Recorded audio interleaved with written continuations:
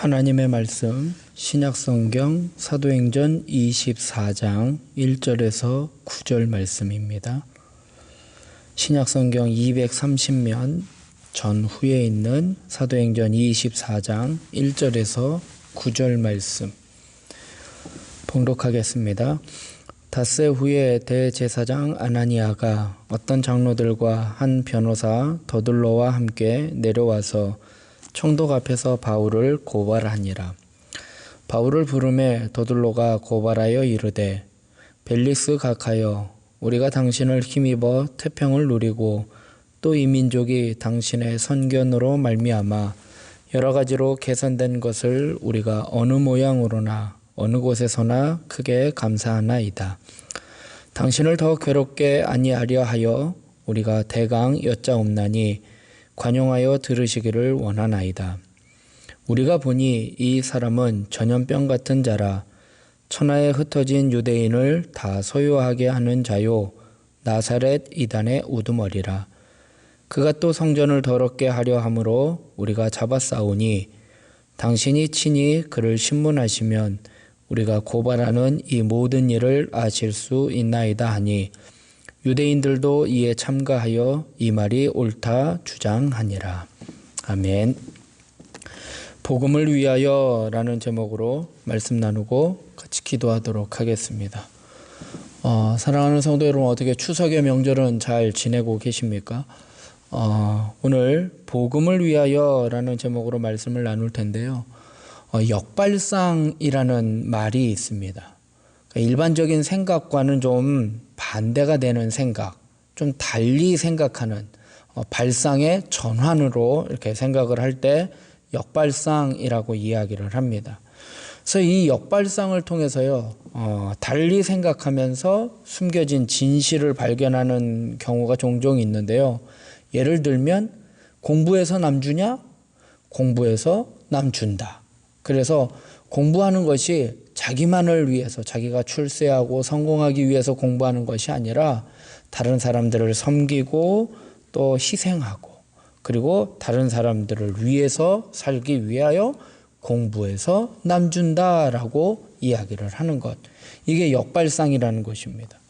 오늘은요, 이 유대인 변호사 더둘로라는 사람이요, 이 총독 벨릭스 앞에서 이 사도 바울을 고소하고 있습니다. 그 고소하는 내용이 몇 가지가 있는데요. 그 고소하는 내용을 좀 역발상의 전환으로 좀 말씀을 좀 살펴보기를 원합니다. 그러면서 우리가 복음에 대해서 적대적인 세상에 우리가 어떻게 살아가야 하는지를 좀 살펴보기를 원합니다. 첫 번째로는요, 전염병 같은 자들이 되어야 한다라고 말씀을 하고 있습니다. 좀 표현이 좀 그렇지만 유대인 변호사 더둘로는요, 사도 바울이요, 이 전염병과 같은 이 악한 영향력을 행사하면서 이 유대인들을 혼란에 빠뜨렸다라고 이 총독 벨릭스에게 고발을 하고 있습니다. 5절의 말씀을 보면 우리가 보니 이 사람은 전염병 같은 자라 천하에 흩어진 유대인을 다 소유하게 하는 자요 나사렛 이단의 우두머리라 말씀을 하고 있습니다. 바울은요, 자기가 가는 곳곳마다 자기가 처음 다메섹 도상에서 예수님을, 부활하신 예수님을 만난 그 예수님을 증거하고 있습니다.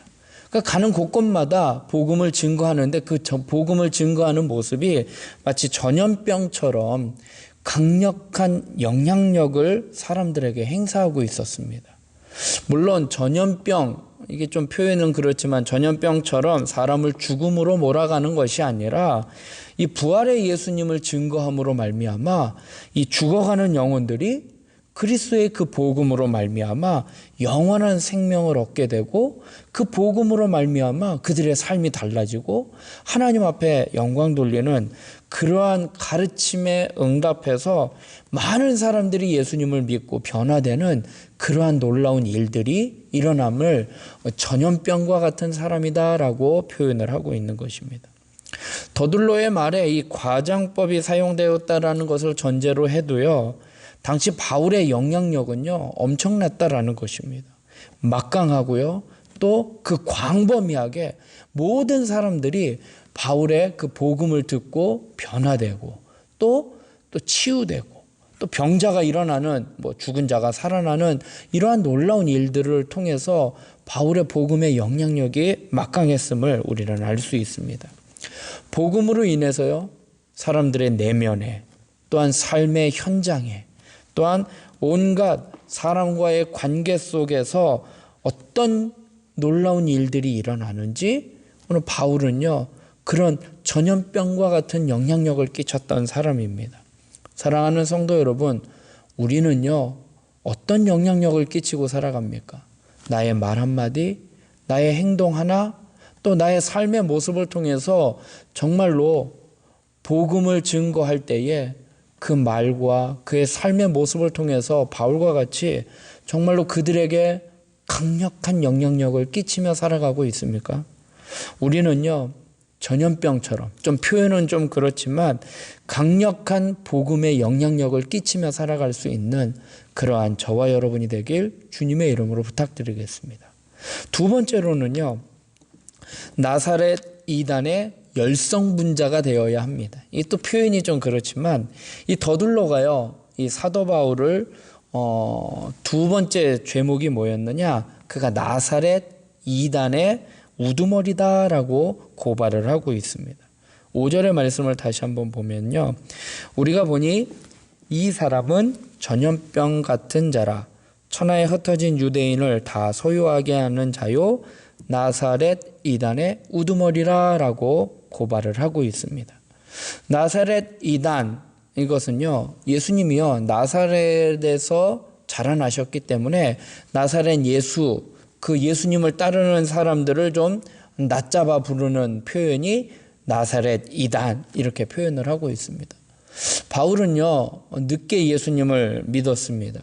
그러나 그가 늦게 믿었지만 그 누구보다도요, 그의 신앙은요, 예수님을 사랑하고 예수님의 복음을 담대히 증거하며 예수님을 더 알아가는 사람이 바로 사도 바울이었습니다.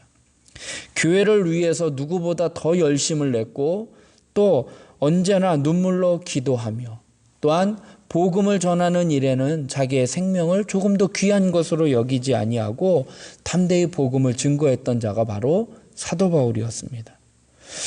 열성적으로 믿음 생활하는 사람들을 세상 사람들이, 일반 사람들이, 비신자들이 하는 말이 있습니다. 예수쟁이.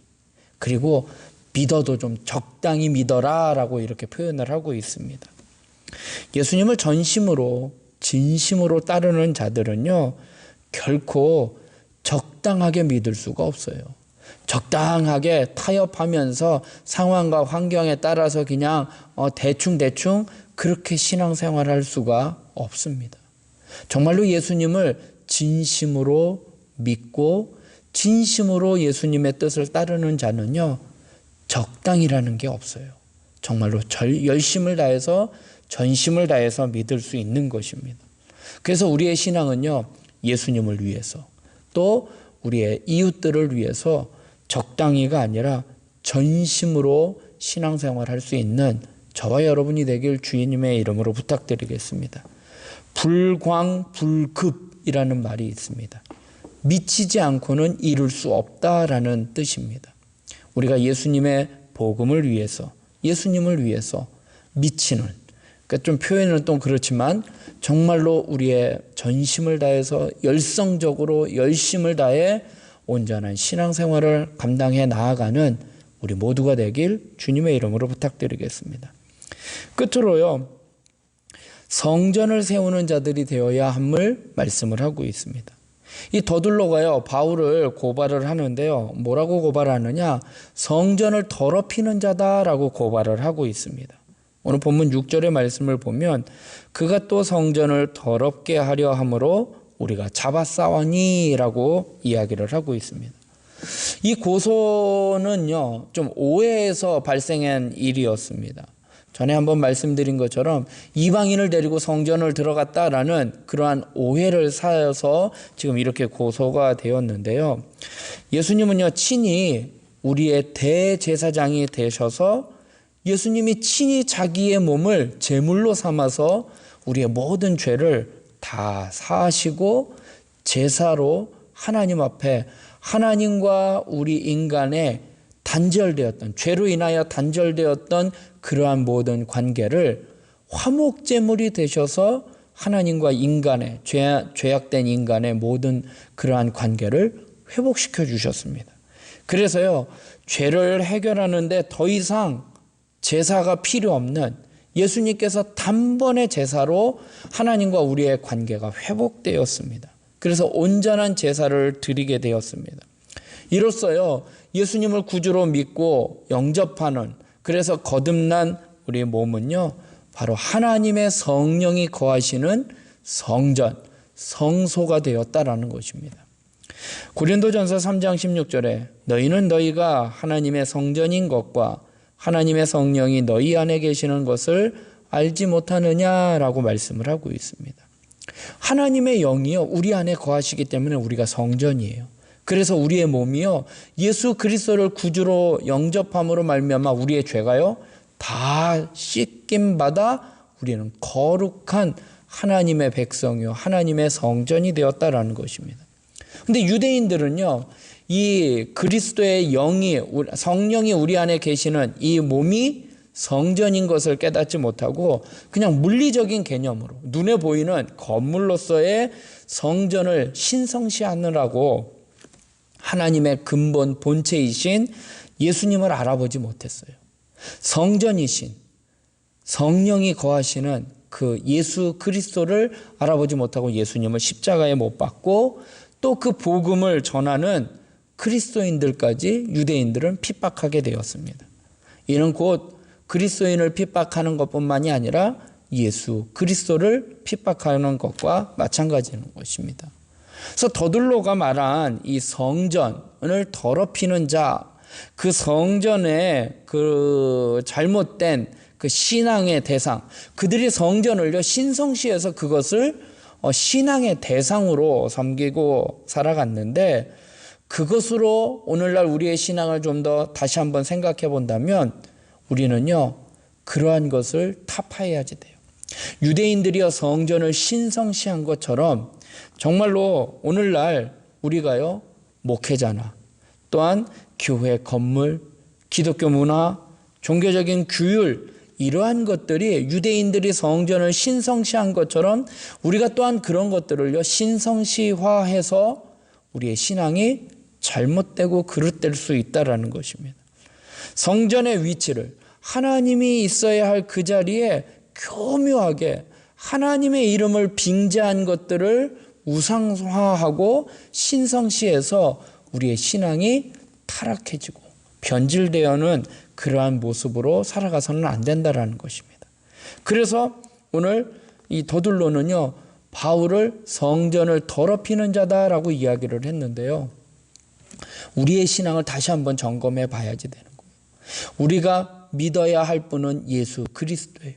그런데 하나님의 이름을 빙자하여, 예수 그리스도의 이름을 빙자하여 정말로 우리가 신성시하고 거룩하게 하고 섬기는 것이 다른 어떤 것이 되었다면 하나님이 아닌 성전, 이 건물을, 또한 우리의 신앙의 어떤 규례, 율법, 또한 그러한 규칙, 또한 교회의 어떤 교회법, 전통, 이러한 것들을 중요시하고 신성시한다면 그것이 바로 성전을 더럽히는 것과 같은 그러한 모습이라는 것입니다. 그리스도 안에 거듭난 우리들은요 더 이상 세상이 감당할 수 없는 그러한 모습으로 살아감을 우리에게 말씀을 하고 있습니다. 히브리서 11장 38절에 이런 사람은 세상이 감당하지 못하느니라 말씀을 하고 있습니다. 이 변호인, 이 변호사였던 이 더들로가요 바울을요 고발을 하는 거예요. 세상이 감당할 수 없는, 정말로 전염병과 같은 사람이다. 또한 나사렛 이단의 우두머리와 같은 사람이다. 성전을 더럽혔던 사람이다라고 고발했던 그 근본적인 이유를 뒤집어서 생각해 보면 바울은요 정말 하나님의 손에 붙들려서 하나님의 나라와 하나님의 교회를 위하여 오직 복음을 위하여 살아갔던 전염병과 같이 영향력 있는 사람, 이단의 우두머리와 같이 정말로 열성적인 열정을 가지고 모든 것을 다 전심전력하여 복음을 위하여 살았던 사람.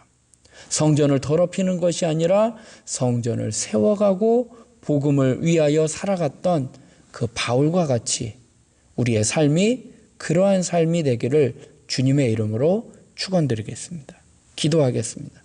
사랑의 하나님, 오늘 하루도 하나님 앞에 맡겨드립니다.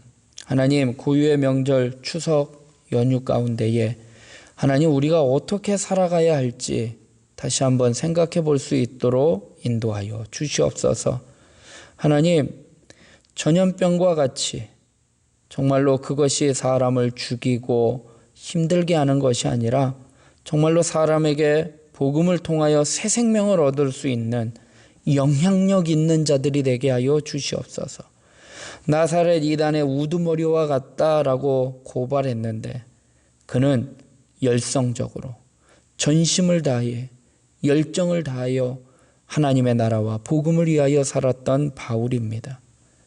또한 성전을 더럽힌 자가 아니라 성전을 세우고 복음을 증거하여 영혼들을 살리는 그러한 자였습니다. 하나님, 우리도 영향력 있는 자, 열정이 있는 자, 세우는 자가 되게 하여 주시옵소서. 그리하여 세상에 그 어떤 사람도 아버지 하나님 우리를 감당하지 못하도록, 하나님 이런 사람은 세상이 감당하지 못하느니라 라고 말씀한 것처럼 세상이 감당할 수 없는 하나님의 자녀들이 되게 하여 주시옵시고 그렇게 살아가는 저희들 되게 하여 주시옵소서. 하나님, 나라와 민족을 위하여 기도합니다. 이 나라와 이 민족을 긍휼히 여겨주시고 특별히 정치, 경제, 사회, 문화 또한 질병 이러한 모든 것으로부터 하나님께서 친히 주관하여 주시고 다스려 주사 모든 것들이 하나님의 뜻 가운데 섭리 가운데 진행되어 가게 하여 주시고 또 우리들은 그러한 상황 가운데서 하나님의 뜻이 무엇인지 깨닫고 분별하여 올바로 살아갈 수 있는 저희들 되게 하여 주시옵소서. 몸된 교회를 위하여 기도합니다. 담임 목사님 청빙을 위하여 준비하고 기도하는 가운데 있사오니 이 모든 절차가 이 모든 과정이 하나님의 뜻 가운데 진행되고 하나님의 영광이 나타나고 하나님의 뜻을 능히 감당하며 나아가는 우리 몸된 교회 모든 우리 성도님들 되게 하여 주시옵소서. 또 질병과 또 연약함으로 어려움 당하고 고통당하고 있는 우리 지체들이 있습니다. 하나님, 그들을 위로하여 주시고 그들을 격려하여 주시고 새 힘 더하여 주사 이 세상에서 넉넉히 하나님이 주신 믿음을 가지고 감당하며 살아가는 저희들 되게 하여 주시옵소서. 모든 것 주님께 맡깁니다. 함께하여 주시고 인도하여 주시옵소서. 예수님의 이름으로 기도드리옵나이다. 아멘.